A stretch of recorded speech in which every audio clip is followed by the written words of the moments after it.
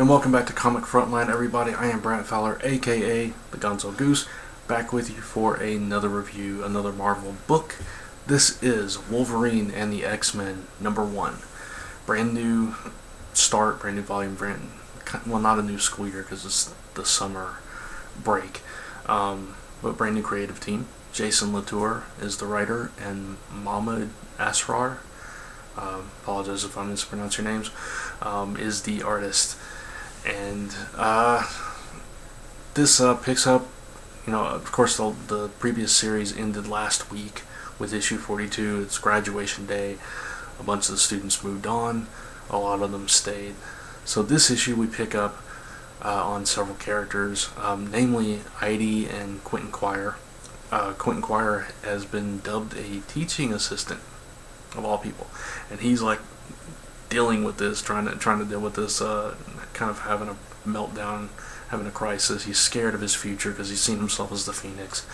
Doesn't know what all this means.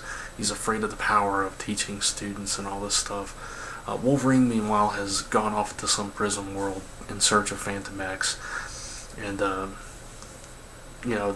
he's like battling as Patch, battling in a tournament, kind of gladiator games setup, trying to find the guy. And back at the school, you have Storm freaking out because all the teachers have apparently been given permission to go on leave.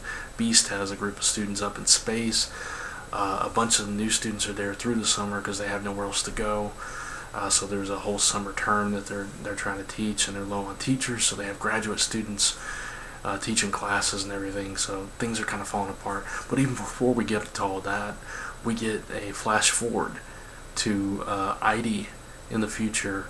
Wolverine is dead, and she's battling Kid Apocalypse, I guess you want to call him. And it's kind of the way it opens up, and it's the future Idie we saw from last issue, in the flash forward when the school was restarting with Logan. So we know things are kind of playing out that way. They keep referencing this future, which happened, if you don't know it, that all took place in Battle of the Atom, that crossover, where they saw their future selves. So we keep getting teases that this is going to somehow kind of seep back in, and by the end of the issue we see that the Phoenix is starting to play a part. And that's the next issue is actually, the cover says Phoenix Rising or whatever. So we'll see what happens with that.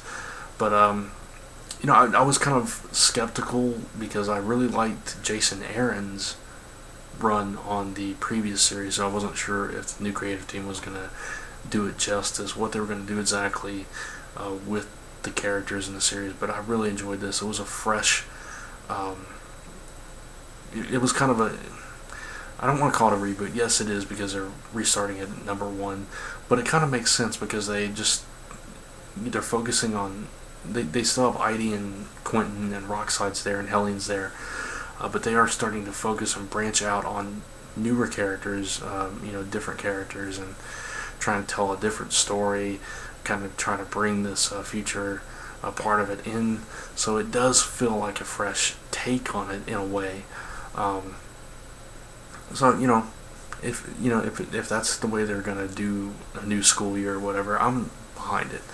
I thought it was a really good issue, really good starter issue. You had some action with Rockslide trying to kill the Bamps, and you had Wolverine in that gladiator battle, Idie versus the Kid Apocalypse. You had a lot of you had Idie and Quentin having some moments with each other, and in the present, and you had Storm going off the rails, and her and Quentin get into it at one point, and there's these little in jokes and stuff, and I thought it was really cleverly written. I like the new creative team so far. So for Wolverine and the X-Men #1, I'm going to give this issue a 4 out of 5. I really enjoyed it, and I can't wait to see what happens next. So there you go.